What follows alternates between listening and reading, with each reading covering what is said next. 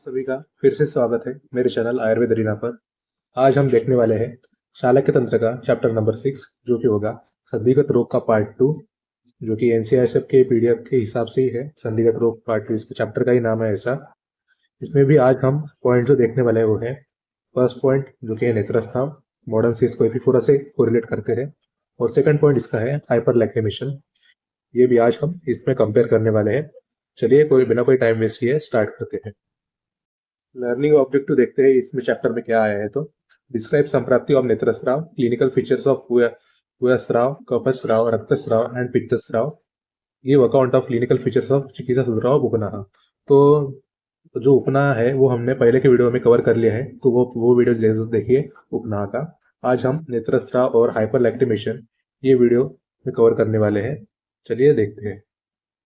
सबसे पहले हम नेत्रस्राव के बारे में देखने वाले हैं। तो नेत्रस्राव का जो श्लोक आता है वो सुश्रुत उत्तर तंत्र 2/5 में आता है।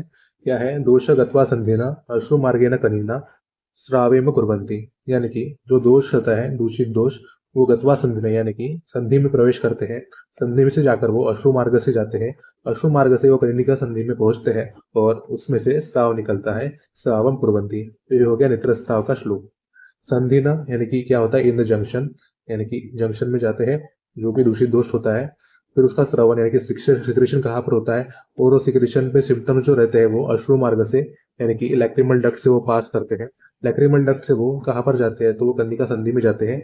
ये क्या होता है कि रूप विहीन होते हैं, यानी कि इसमें नेत्रस्राव में जो रहता है वो कुछ पेन नहीं होता। अश्रु मार्ग से जाते हैं कनिका संधि में और स्राव उत्पन्न करते हैं। ऐसा ही नेत्रस्राव के लक्षण होते हैं। नेत्रस्राव का दूसरा जो हम पॉइंट ऑफ व्यू देखने वाले हैं वो है आचार्य विधेय के बारे में। आचार्य विधेय क्या कहते हैं कि वाइटेड दोषास गो शुद्ध सिरास, यानी कि जो दूषित दोष होते हैं वो सिरा में प्रवेश करते हैं। वो सिरा कौन सी होती है? तो वह अश्रुव सिरा होती है। अश्रुव सिरा से जाकर वो लोकलाइज हो जाते हैं नेत्र संधि में, यानी कि हमने जो देखा था नेत्र संधि, कनिनिका संधि में वो लोकलाइज हो जाते हैं, प्रोड्यूसिंग पेनलेस सिक्रेशन यानी कि स्राव। ये जो सिक्रेशन होता है वो पेनलेस होता है, जो कि कनिका संधि में से निकलता है। तो स्राव मैनिफेस्ट अकॉर्डिंग टू इन्वॉल्व दोषास, यानी कि जो भी दोष का उसमें प्राबल्य होगा उसी के हिसाब से वो स्राव होगा, ऐसा विधेय कहते हैं। और विधेय ने नेत्र स्राव को नेत्र नाड़ी भी कहा गया है, ऐसा उनका मानना है। अब हम देखते हैं नेत्रस्राव के टाइप्स। नेत्रस्राव 4 प्रकार के होते हैं जो सुश्रुत उत्तर तंत्र में दिए गए हैं। सबसे पहला आता है पूयस्राव, दूसरा है श्लेष्म स्राव, तीसरा है रक्तस्राव, चौथा है इसमें पित्तस्राव। ये 4 स्राव किसने बताया? तो सुश्रुत ने बताया है 4 स्राव। दूसरे आते हैं वाग्भट आचार्य। वाग्भट ने क्या कहा है? तो 4 टाइप के ही स्राव बताए हैं, लेकिन उन्होंने क्या है तो जलस्राव का मेंशन किया है पित्तस्राव के बदले। यानी कि पहले 3 तो सेम है सुश्रुत के अनुसार, लेकिन जो पित्तस्राव होता है उसके बदले उसने जलस्राव ये नया स्राव बताया है। ये हो गया वाग्भट के बारे में। अब हम देखते हैं सबसे पहले पूयास्राव के बारे में। तो पूयास्राव हमने यहाँ पर डायग्राम में देख सकते हैं कि पूयास्राव काफी गंभीर दिख रहा है। पूयास्राव वैसा ही है। वाइटेशन ऑफ त्रिदोषास इन अश्रुवा स्रोतस give rise to inflammatory changes, यानी कि यहाँ पर त्रिदोष की दृष्टि होती है, वात पित्त कफ, इन तीनों की यहाँ पर दृष्टि होती है। अश्रुवा स्रोतस में से जाते हैं वो और give rise to inflammatory changes, यानी कि ऐसे जलन जैसे होती है वहां पर इन्फ्लेमेटरी रिलेशन होता है, ऐसे चेंजेस वहां पर प्रोड्यूस होते हैं, leading to various types of purulent discharge, यानी कि इस पर वेरियस टाइप्स के पस फॉर्मेशन होता है और पस उसमें से निकलता है। कहाँ में से निकलता है? तो कनिनिका संधि में से ही पस का सिक्रेशन होता है। It is said to be अनव्याधि, यानी कि पूयास्राव है ये लक्षण नहीं है, तो इसको सेपरेट व्याधि संबोधा गया है सुश्रुत के अनुसार। वाग्भट के अनुसार अब हम देखते हैं कि वाग्भट क्या कहते हैं पूयास्राव के बारे में। रक्त अलॉन्ग विथ त्रिदोषास, यानी कि कौन से दोष की दृष्टि है यहाँ पर? त्रिदोष भी है और रक्त है, यानी कि जो त्रिदोष है प्लस रक्त है इसकी दृष्टि है यहाँ पर। विच सपोरेट्स त्वक एंड मांस, यानी कि जो त्वक और मांस में आश्रय ले लेते हैं। रक्त और त्रिदोष त्वक और मांस में आश्रय ले लेते हैं। Due to this frequent discharge of blood mix with pus is seen in कनिनिका पार्ट ऑफ वर्त्म संधि, यानी कि इससे क्या होता है कि फ्रीक्वेंट डिस्चार्ज होता है ब्लड का जो कि पस के साथ मिश्रित होता है, जो कि कनिनिका पार्ट्स में निकलता है और वर्त्म संधि में भी रहता है, ऐसा वाग्भट कहते हैं। रिपीट करते हैं पूयास्राव के बारे में। सबसे पहले आता है सुश्रुत। सुश्रुत क्या बोलते हैं? सिर्फ त्रिदोष की दृष्टि है, इन्फ्लामेटरी चेंजेस होते हैं और पूर्लेंट डिस्चार्ज, यानी कि पस फॉर्मेशन होता है, उसका डिस्चार्ज होता है कनिनिका संधि से। तो ये सेपरेट व्याधि बताई है सुश्रुत ने। वाग्भट क्या कहते हैं कि त्रिदोष अलॉन्ग विथ रक्त विच सुपरेट्स त्वक एंड मांस, यानी कि त्रिदोष की भी दृष्टि है और रक्त की भी दृष्टि है, और त्वक और मांस इसमें ज्यादा इफेक्टेड रहते हैं, जिससे फ्रीक्वेंट डिस्चार्ज होता है ब्लड और पस का, जो कि कर्णिका पार्ट ऑफ मर्त्व संधि से बाहर निकलता है। दूसरा हम देखते हैं वो है श्लेष्म स्राव। श्लेष्म स्राव आचार्य सुश्रुत क्या कहते हैं, तो वाइटेशन ऑफ कफ इन अश्रुवा स्रोत, यानी कि यहाँ पर एक ही दृष्टि दोष की दृष्टि हुई है, जो है कफ। कफ कहाँ पर दोष दुष्ट होता है, तो अश्रुवा स्रोतस में जाके वाइटेशन यानी कि दृष्टि कराता है, which leads to painless white thick and sticky discharge, यानी कि ये वेदना रहित होता है, व्हाइट कलर का रहता है, थिक होता है, स्टिकी डिस्चार्ज जहां से निकलता है फ्रॉम कर्णिका संधि, it is said to be an असाध्य व्याधि, यानी कि सुश्रुत कहते हैं कि ये भी असाध्य व्याधि है, ऐसा श्लेष्म स्राव के बारे में सुश्रुत कहते हैं। वाग्भट क्या कहते हैं, तो वाग्भट भी सुश्रुत के अनुसार ही कहते हैं कि वाइटेशन ऑफ कफ दोषा produces white profuse sticky discharge from कर्णिका संधि। सेम कह रहे हैं, वाइट कहते हैं प्रोफ्यूज और स्टिकी डिस्चार्ज निकलता है कर्णिका संधि से, ये वाग्भट का कहना है। तो श्लेष्म स्राव के जो आचार्य सुश्रुत और वाग्भट का कहना है वो ज्यादातर समान ही मिलता है। आगे हम देखते हैं नेक्स्ट स्राव के बारे में। रक्तस्राव के बारे में अब हम देखते हैं। तो रक्तस्राव के बारे में क्या है, तो वाइटेशन ऑफ रक्त दोष produces coppery brown coloured very hot discharge, यानी कि जो रक्त दोष की दृष्टि अगर होती है तो कॉपरी ब्राउन कलर का वेरी हॉट डिस्चार्ज निकलता है कर्णिका संधि से। यहाँ पर डायग्राम में थोड़े से ब्राउन स्पॉट दिख रहे हैं, लेकिन यहाँ पर रक्त के यहाँ पर सिरा से भी ऐसे रेड रेड कलर के जो हम देखते हैं सिरा में रक्त का ज्यादातर दृष्टि मिलता ही है। कॉपरी ब्राउन कलर का ज्यादातर वो गर्म रहता है, ऐसा डिस्चार्ज कर्णिका संधि से निकलता है, ये कहना है सुश्रुत का। भागवत का भी कहना सेम ही है कि वाइटेशन ऑफ रक्त दोषा produces coppery brown coloured very hot discharge from कर्णिका संधि, यानी कि कॉपरी तांबे के समान जो ब्राउन कलर रहता है वैसा ही, और स्पर्श में वो उष्ण होता है, ऐसा कर्णिका संधि में से जो स्राव निकलता है उसी को हम रक्तस्राव कहते हैं, ऐसा दोनों आचार्यों ने कह माना है। चौथा हम देखते हैं वो है पित्तस्राव के बारे में। ये सिर्फ सुश्रुत ने दिया है, वाग्भट ने पित्तस्राव के बदले जलस्राव के बारे में कहा है। पित्तस्राव में देखते हैं वाइटेशन ऑफ पित्त दोष ऑफ कोर्स होना ही है इन द अश्रुव स्रोतस, ये भी कॉमन है पहले से ऐसे, leads to yellowish blue coloured hot watery discharge, यानी कि पीत नील वर्णीय, यहाँ पर हमें एक कलर डिस्चार्ज मिलता है जो कि स्पर्श में उष्ण होता है और उसकी कंसिस्टेंसी वाटरी की तरह होती है, यानी कि द्रव द्रव गुण यानी कि सार गुण से संबंधित होता है, जो कि कर्णिका संधि से वह डिस्चार्ज निकलता है। It is also considered as असाध्य व्याधि। चारों नेत्रस्राव असाध्य ही बताए हैं सुश्रुत के अनुसार, जो कि पित्तस्राव है। रिपीट करते हैं कि अश्रु व स्रोत से पित्त दोष का दृष्टि होता है, और येलोविश ब्लू कलर्ड फ्लूइड जो कि वाटरी और हॉट कंसिस्टेंसी का होता है कर्णिका संधि से निकलता है, ये भी असाध्य होता है। पांचवा हम जो देखने वाले हैं वो है जलस्राव के बारे में। जलस्राव सुश्रुत ने नहीं दिया है, तो ये सिर्फ वाग्भट ने दिया है, जो कि पित्तस्राव के बदले में दिया गया है। वाग्भट क्या कहते हैं कि ये जो जलस्राव है, जलस्राव से हम ये इसका रिलेशन कफ से होगा ऐसा अनुमान लगा सकते हैं, लेकिन ऐसा बिल्कुल नहीं है। जो जलस्राव होता है वो वात के दोष के दृष्टि के अनुसार ही होता है। वात gets vitiated and reaches the सिरास प्रोड्यूसिंग वाटरी डिस्चार्ज फ्रॉम वर्त्म शुक्ला एंड कर्णिका संधि, यानी कि वात जो रहता है वो दोष दुष्ट होता है और कहाँ पर जाता है, तो सिरास में जाता है, जो कि अश्रुवा सिरास होते हैं, विच प्रोड्यूसिंग वाटरी डिस्चार्ज, यानी कि वाटरी डिस्चार्ज वो प्रोड्यूस करता है, जो कि वर्त्म शुक्ल संधि या फिर कर्णिका संधि इसमें प्रोड्यूस होता है।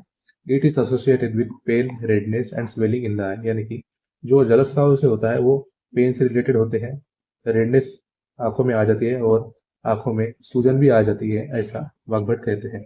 तो जलस्राव क्या है, वात की दोष की दृष्टि के अनुसार वाटरी डिस्चार्ज है, जो कि वर्त्म शुक्ल और कर्णिका संधि में प्रोड्यूस होता है, विच एसोसिएट विद, इसमें पेन होता है, रेडनेस आती है आंखों में और आंखों में स्वेलिंग भी आती है। ये इसमें कुछ सिम्टम्स दिए गए हैं। अब हम देखते हैं जो नेत्रस्राव रहता है उसमें कौन सी चिकित्सा हम यूज करते हैं। तो नेत्रस्राव में जो चिकित्सा यूज करते हैं हम, जैसे कि सुश्रुत और वाग्भट दोनों ने बताया है कि ऑल नेत्रस्राव सार असाध्य है, यानी कि असाध्य व्याधि है तो उसके लिए चिकित्सा क्यों ही होगी, तो इन्होंने अपने टेक्स्ट में कोई भी ऐसी चिकित्सा मेंशन नहीं की है। लेकिन जो मीडियल पीरियड में योग रत्नाकर थे और चक्रदत्त थे, इन्होंने कुछ ट्रीटमेंट मेंशन किए हैं नेत्रस्राव के लिए, जो कि त्रिपड़कवात उसमें सबसे ज्यादा इंपॉर्टेंट है।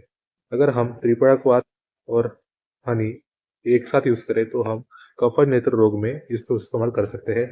त्रिपड़कवात प्लस घी का इस्तेमाल हम पित्त नेत्रस्राव में कर सकते हैं। त्रिपड़कवात और पिपली का इस्तेमाल हम वात नेत्रस्राव में कर सकते हैं, यानी कि जलस्राव में कर सकते हैं। और जो होता है त्रिपड़ा का, तो वो ऑल काइंड्स ऑफ स्राव में भी हम इस्तेमाल कर सकते हैं, ऐसा योग रत्नाकर और चक्रदत्त कहते हैं। उसके बाद जो आता है शिरा वेदन, यानी कि शिरा का जो वेदन रहता है वो इंडिकेट भी होता है, जो कि स्राव के मैनेजमेंट में हम दे सकते हैं। तो ऐसा हम चिकित्सा में देख लिए हैं। जो दूसरी चिकित्सा हम देखने वाले हैं वो होनी अंजन के बारे में। जो पाठ्यादिवर्ती यानी कि फल, उसका जो मज्जा रहता है और फल रहता है, उसका फ्रूट जो रहता है, जो कि त्रिफला का हम यूज करते हैं उसमें, तो वह वर्ती रक्तस्राव में हम यूज कर सकते हैं, जिसको पथ्यादिवर्ती भी बोलते हैं। जो दूसरी है वो है कर्पस्यदिवर्ती। कर्पस्यदि यानी कि कर्पसी फल, जम्बू, आम्र, रसांजन अलॉन्ग विथ मधु इन क्रोनिक स्राव हम इस्तेमाल करते हैं। वो है अंजन जो है इसमें पाठ्यादिवर्ती और कर्पस्यादिवर्ती का इस्तेमाल करते हैं, और अंजन का भी इस्तेमाल हम करते हैं। पाठ्यादिवर्ती में हम मज्जा और फल का इस्तेमाल करते हैं त्रिफला का, और जो कर्पसादिवर्ती में हम कर्पासी फल, जम्बू, आम्र, रसांजन और मधु इन सभी का इस्तेमाल हम चिकित्सा में उसके करते हैं। जो नेत्रस्राव से हम कोरिलेट करते हैं मॉडर्न में, वो होता है एपिफोरा। तो एपिफोरा क्या है? Epiphora refers to excessive watering of the eye और an overflow of the tears, यानी कि ज़्यादा से ज़्यादा आंखों में से वाटरिंग होना, यानी कि स्राव का बहना ऑफ द, और ओवरफ्लो ऑफ द टीयर्स यानी कि अश्रु मार्ग से ज़्यादा ओवरफ्लो होना, due to excessive secretion of lacrimal glands, यानी कि जो लैक्रिमल ग्लैंड में जो सिक्रेट होता है उसका एक्सेसिव सिक्रेशन होना, और ऑब्स्ट्रक्शन ऑफ लैक्रिमल डक्ट्स, यानी कि लैक्रिमल जो डक्ट्स होते हैं उसका ऑब्स्ट्रक्शन होना। आपको लैक्रिमल apparatus के बारे में हमारा पिछले वीडियो में बताया गया है सब कुछ। वो वीडियो आप अच्छे से समझने के लिए ज़रूर से ज़रूर देखिए, ताकि आपको एपिफोरा भी अच्छे से समझ आए। इसकी एटियोलॉजी देखते हैं अब। Epiphora can be due to over production of tears, that is ocular irritation and inflammation, dacryocystitis, trichiasis and entropion. यानी कि एटियोलॉजी इसमें क्या है कि epiphora over production of tears किससे किससे होता है, तो ओकुलर इरिटेशन से भी ओवर प्रोडक्शन होता है, इन्फ्लामेशन से होता है, डाइक्रोसिस्टाइटिस से भी होता है, ट्रैकियासिस और एंट्रोपियन से भी हम ऐसा लगा सकते हैं कि ओवर प्रोडक्शन ऑफ टीयर्स हो रहा है। दूसरा इसमें रीजन जो आता है वो है ऑब्स्ट्रक्शन ऑफ डक्ट्स, यानी कि जो डक्ट्स है उसमें ब्लॉकेज आ जाना। पंक्टल, कैनालिकुलर, नेज़ोलैक्रिमल डक्ट का अगर ऑब्स्ट्रक्शन हुआ हो, एंट्रोपियन हुआ हो, तो भी हम ऐसा एटियोलॉजी उसका लगा सकते हैं कि एपिफोरा में होता है। ऑब्स्ट्रक्शन ऑफ डक्ट्स में पंक्टल, कैनालिकुलर, नेज़ोलैक्रिमल डक्ट का ऑब्स्ट्रक्शन और एट्रोपियन। एंट्रोपियन यहाँ पर है और एक्ट्रोपियन दोनों की वजह से ही एपिफोरा होता है। तो एपिफोरा क्या है? एपिफोरा से रिलेटेड दो टर्म मेनली आते हैं, वो है एपिफोरा और दूसरा है लैक्रिमेशन। एपिफोरा क्या डिनोट करता है कि watering due to obstruction due to overflow of tears, यानी कि जो एपिफोरा है वो सिंपली आउटफ्लो ऑफ टीयर्स है, जो कि ऑब्स्ट्रक्शन से होता है। और जो लैक्रिमेशन जो रहता है वो watering due to excessive secretion of tears, यानी कि जो सिक्रेशन होता है टीयर्स का वो एक्सेस हो जाता है, इससे लैक्रिमेशन होता है। और जो एपिफोरा जो रहता है जनरली वो ऑब्स्ट्रक्शन से होता है। ये हमें ये दो टर्म से समझ में आता है। अब हम देखते हैं कॉजेज ऑफ एपिफोरा, यानी कि एपिफोरा कौन कौन से वजह से होता है। तो सबसे पहला रीजन आता है उसमें स्टेनोसिस ऑफ पंक्टम, यानी कि पंक्टम में अगर स्टेनोसिस हुआ है तो भी एपिफोरा देखने को मिलता है, particularly in the lower one, जो कि कंजेनाइटल या फिर एक्वायर्ड दोनों में से एक रह सकता है। दूसरा इसमें आता है इवर्जन ऑफ द लोअर एक पंक्टम, यानी कि लोअर पंक्टम का इवर्जन हो जाना due to laxity of the orbicularis oculi muscle in a senility, facial paralysis and ectropion. जो लैक्सिटी होती है ऑर्बिकुलरिस मसल की, वो सेनिलिटी, फेशियल पैरालिसिस और एक्ट्रोपियन की वजह से उसका इवर्जन हो जाता है, जो कि लोअर पंक्टम का इवर्जन कहते हैं उसको। ये भी एक रीजन है एपिफोरा के होने में। तीसरा जो मेन रीजन आता है इसमें वो है obstruction in the lower canaliculus due to calculus और इन्फेक्शन, यानी कि जो लोअर कैनालिकुलस होता है, इंफीरियर कैनालिकुलस, उसमें अगर ऑब्स्ट्रक्शन हो गया हो ड्यू टू कैलकुलस और इन्फेक्शन, तो भी एपिफोरा देखने को मिलता है। ये हो गए एपिफोरा के कुछ कॉज। उसके बाद जो आता है एपिफोरा की कॉजेस, वो है ऑब्स्ट्रक्शन ऑफ द सैक, यानी कि जो नेजोलैक्रिमल सैक या फिर लैक्रिमल सैक है उसको ऑब्स्ट्रक्शन हो जाना due to tumour of the sac और the following removal of the sac, यानी कि अगर ट्यूमर हो रहा है सैक में या फिर हम सैक को ही अगर रिमूव कर रहे हैं तो भी ऑब्स्ट्रक्शन ऑफ द सैक में ही गिना जाएगा। तो ये भी रीजन है एपिफोरा के होने में। दूसरा रीजन इसमें आता है कि obstruction in the nasolacrimal duct, यानी कि नेजोलैक्रिमल डक्ट में अगर ऑब्स्ट्रक्शन हो गया which directly leads to chronic dacryocystitis, nasal polyp, maxillary antrum tumour pressing on the duct, यानी कि जो ऑब्स्ट्रक्शन हो जाता है नेजोलैक्रिमल डक्ट से, उससे chronic dacryocystitis, nasal polyp, maxillary antrum tumour, ये सब चीज़ें हो सकती है। और इन चीज़ों के होने पर भी एपिफोरा हमें देखने को मिलता है, तो ये इससे क्लियर हो जाता है। अब हम देखते हैं क्लिनिकल इवैल्यूएशन ऑफ द एपीफोरा, यानी कि हम एपीफोरा को क्लिनिकली इवैल्यूएट कैसे करेंगे। तो सबसे पहले देखते हैं इसमें जो ऑक्यूलर एग्जामिनेशन है वो एपीफोरा को क्लिनिकली इवैल्यूएट करने में हम करते हैं। ऑक्यूलर एग्जामिनेशन कैसे करते हैं? To exclude causes in the punctum and any swelling in the sac, यानी कि ये ऑक्यूलर एग्जामिनेशन फिंगर टिप से होता है which exclude causes of the punctum and swelling in the sac. Swelling यहाँ पर देखते हैं और पंक्टम का अगर इन्फ्लामेशन या फिर स्वेलिंग हुआ है तो भी हम इसमें ऑक्यूलर एग्जामिनेशन करते हैं। दूसरा जो टेस्ट आता है इसमें वो है रिगर्गेशन टेस्ट। रिगर्गेशन टेस्ट कैसे होते हैं? तो pressure is applied over lacrimal sac, यानी कि जो लैक्रिमल सैक होती है यहाँ पर, वहाँ पर हम प्रेशर अप्लाई करते हैं और जो लैक्रिमल सैक के एरिया जो रहता है उसके अबव मीडियल पाल्पेब्रल लिगामेंट रहता है, तो मीडियल पाल्पेब्रल लिगामेंट पर भी हमें पाल्पेट करना है, प्रेशर देना है। Reflux mucopurulent discharge indicates obstruction at the lower end of the sac और नेजोलैक्रिमल डक्ट, यानी कि अगर रिफ्लक्स म्यूकोपुलेंट डिस्चार्ज हो रहा है तो ये इंडिकेट करता है कि नेजोलैक्रिमल डक्ट का ऑब्स्ट्रक्शन हुआ है या फिर lower end of the sac का ऑब्स्ट्रक्शन हुआ है। तो ये हो गया रिगर्गेशन टेस्ट के बारे में। क्लिनिकल इवैल्यूएशन ऑफ द एपीफोरा में अब हम देखते हैं फ्लोरेसेंट डाई डिसअपियरेंस टेस्ट के बारे में। ठीक है, तो फ्लोरेसेंट डाई डिसअपियरेंस टेस्ट कैसे करते हैं? तो हम 2 ड्रॉप लेते हैं फ्लोरेसेंट डाई की। फ्लोरेसेंट डाई की 2 ड्रॉप हम कंजक्टिवल सैक में इंस्टिल करते हैं, जो कि बोथ आई की कंजक्टिवल सैक में हमें डालने पड़ता है और ऑब्जर्व करना पड़ता है 2 मिनट के लिए। 2 ड्रॉप डालने हैं फ्लोरेसेंट डाई के इन बोथ कंजक्टिवल सैक और हमें ऑब्जर्व करना है फॉर द 2 मिनट्स। अगर यही प्रोलॉन्ग रिटेंशन अगर डाई का रहा तो कंजक्टिवल सैक इंडिकेट्स मैकेनिकल ऑब्स्ट्रक्शन, यानी कि बहुत देर तक हमें फ्लोरेसेंट डाई का टेस्ट मतलब जो नीला कलर रहता है वो देखने को मिल गया तो भी हम ये कंक्लूड कर सकते हैं कि मैकेनिकल ऑब्स्ट्रक्शन हुआ है नेजोलैक्रिमल डक्ट का या फिर लैक्रिमल डक्ट का। तो ये भी एपीफोरा के प्रेजेंस मतलब कंक्लूजन के लिए हम फ्लोरेसेंट डाई डिसअपियरेंस टेस्ट करते हैं। दूसरा हम देखने वाले हैं वो है lacrimal syringing test, clinical evaluation of epiphora में। तो लैक्रिमल सिरिंजिंग टेस्ट क्या है? नाम से पता चल रहा है कि लैक्रिमल डक्ट में अगर सिरिंज पास किए तो उसमें क्या रिजल्ट आएंगे, इस वजह से ये टेस्ट का नाम दिया है लैक्रिमल सिरिंजिंग टेस्ट। लैक्रिमल सिरिंजिंग की यहाँ पर हम डायग्राम देख सकते हैं। तो इसमें क्या करते हैं कि नॉर्मल सलाइन जो रहती है ना वो पुश करते हैं लैक्रिमल सैक में, जो कि लोअर पंक्टम के थ्रू पास करते हैं और सिरिंज और लैक्रिमल कैनुला से हम इसको हेल्प से पास करते हैं। Normal saline is pushed into lacrimal sac from lower punctum with the help of syringe and lacrimal cannula in the presence of obstruction, यानी कि अगर ऑब्स्ट्रक्शन हुआ है तो no fluid passes into the nose, यानी कि अगर हमने फ्लूइड पास किया इसमें सिरिंज और लैक्रिमल कैनुला से लैक्रिमल सैक में, तो अगर नोज में अगर फ्लूइड नहीं आता है तो हमें ये पता चलता है कि उसको ऑब्स्ट्रक्शन हुआ है एंड इट में reflect to the same punctum indicating obstruction of the same और कॉमन कैनुलिकुला, यानी कि जो फ्लूइड हमने पास किया है वो सेम फंक्टम से बाहर आता है जो कि इंडिकेट करता है कि ऑब्स्ट्रक्शन हुआ है सेम कैनुलिकुला में। अगर fluid pass out from the opposite punctum, यानी कि अगर फ्लूइड दूसरे पंक्टम से आता है तो वो इंडिकेट करता है obstruction of the lower sac और नेजोलैक्रिमल डक्ट, यानी कि अगर फ्लूइड पास आया दूसरे अपोजिट पंक्टम से तो हमें ये इंडिकेट करता है वो कि ऑब्स्ट्रक्शन ऑफ लोअर सैक हुआ है या फिर नेजोलैक्रिमल डक्ट का ऑब्स्ट्रक्शन हुआ है।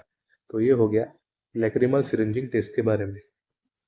ट्रीटमेंट देखते हैं अब हम एपीफोरा की। तो ट्रीटमेंट में the causes of the obstruction must be evaluated and treated accordingly, यानी कि ऑब्स्ट्रक्शन के कॉज कौन से हैं और उसको कैसे ट्रीट किया जाता है वो टोटली सर्जन पर डिपेंड है ताकि उसकी बेस्ट ट्रीटमेंट उसको मिल सके। इन स्टेनोसिस ऑफ पंक्टम, यानी कि पंक्टम का अगर स्टेनोसिस हुआ है तो लेजर पंक्टोप्लास्टी और एम्पुलोटोमी में be use to enlarge the outflow of the orifice, यानी कि जो ओरिफिस रहता है तो उसका आउटफ्लो बढ़ाने के लिए हम लेजर पंक्टोप्लास्टी करते हैं या फिर एम्पुलोटोमी करते हैं, जो कि पंक्टम के स्टेनोसिस में हम इस्तेमाल करते हैं। In eversion of the lower punctum, यानी कि लोअर पंक्टम का अगर इवर्जन हुआ है जो कि हमें एक्ट्रोपियर में देखने को मिलता है, the only cure is to surgically realign the punctum with the globe, यानी कि ग्लोब की हेल्प से हमें जो पंक्टम है लोअर पंक्टम वो सर्जिकली रीअलाइन करना पड़ता है, जो कि इवर्जन से प्रॉपर अपने स्टेट में आ जाता है, जो कि हमें एक्ट्रोपियर में देखने को मिलता है। उसके बाद जो ट्रीटमेंट देखने वाले हैं वो है इन ऑब्स्ट्रक्टिव कंडीशन, यानी कि अगर ऑब्स्ट्रक्शन हुआ है तो पंक्टर और कैनुलिकुलर का डायलेशन हम करते हैं या फिर इरिगेशन करते हैं। दूसरा आता है इसमें डाइक्रोसिस्टोराइनोस्टोमी, जो कि हमने पहले की वीडियो में कवर कर लिया है। Dacryocystorhinostomy DCR is indicated if blockage exist distal in nasolacrimal system, यानी कि अगर ब्लॉकेज नेजोलैक्रिमल सिस्टम में रहा तो हम DCR इंडिकेट करते हैं। This creates a surgical bypass of the common canaliculus directly into the nasal mucosa, यानी कि ये एक बाईपास सर्जरी टाइप की है जो कि कॉमन कैनोलिकुलस से डायरेक्टली नेजल म्यूकोसा में जाती है। इसको बोलते हैं डाइक्रोसिस्टोराइनोस्टोमी, यानी कि उसमें हम एक नया ही पासवे बना देते हैं जो टीयर सिक्रेशन होता है उसमें पास होता है। ये भी ट्रीटमेंट है एपीफोरा की। अब हम देखते हैं एपीफोरा और हाइपर लैक्रिमेशन के बारे में कंपेरेटिव स्टडी। तो एपीफोरा और हाइपर लैक्रिमेशन जो रहता है उसकी सबसे पहले हम डेफिनेशन देखते हैं। तो एपीफोरा की डेफिनेशन क्या है कि overflow of the tears onto the face due to defective drainage of tears, यानी कि जो टीयर्स का ड्रेनेज है वो डिफेक्टिव है, यानी कि ऑब्स्ट्रक्शन से हुआ है, जिससे वो टीयर्स ओवरफ्लो हो रहे हैं। दूसरा है हाइपर लैक्रिमेशन की डेफिनेशन। तो हाइपर लैक्रिमेशन क्या है? Excessive production of the tears due to over secretion by the lacrimal gland, यानी कि सीधा सीधा यहाँ पर लैक्रिमल ग्लैंड से ओवर सिक्रेशन हो रहा है टीयर्स का, इसको हम हाइपर लैक्रिमेशन कहते हैं। और एपीफोरा जो रहता है वो ओवरफ्लो ऑफ द टीयर्स है ड्यू टू ऑब्स्ट्रक्शन या फिर जो डिफेक्टिव ड्रेनेज ऑफ टीयर्स रहता है उससे। दूसरा हम देखते हैं, दूसरा पॉइंट एपीफोरा और लैक्रिमेशन, हाइपर लैक्रिमेशन में वो होते हैं उसके कॉजेस। तो एपीफोरा के कॉजेस कौन कौन से हैं? तो obstruction in the lacrimal drainage system, यानी कि punctal stenosis, canalicular block, nasolacrimal duct obstruction, या फिर पुअर टीयर पंप फंक्शन, ये सब कॉजेस होते हैं एपीफोरा के, जो कि होता है obstruction in the lacrimal drainage system, जो कि पंक्टल स्टेनोसिस है, कैनालिकुलर ब्लॉक है, नेसो लैक्रिमल डक्ट का ऑब्स्ट्रक्शन, या फिर पुअर टीयर पंप का फंक्शन। दूसरे हम देखते हैं हाइपर लैक्रिमेशन की कॉजेस। वो है ऑक्यूलर सरफेस इरिटेशन, यानी कि इसमें क्या क्या आता है? Conjunctivitis, keratitis, corneal abrasion, dry eye reflex tearing, ऐसे जो सिम्टम्स रहते हैं वहाँ पर ऑक्यूलर सरफेस इरिटेशन हो जाता है। Reflex lacrimation due to trigeminal nerve stimulation या फिर इमोशनल क्राइंग, ये सब चीज़ें होती है हाइपर लैक्रिमेशन में।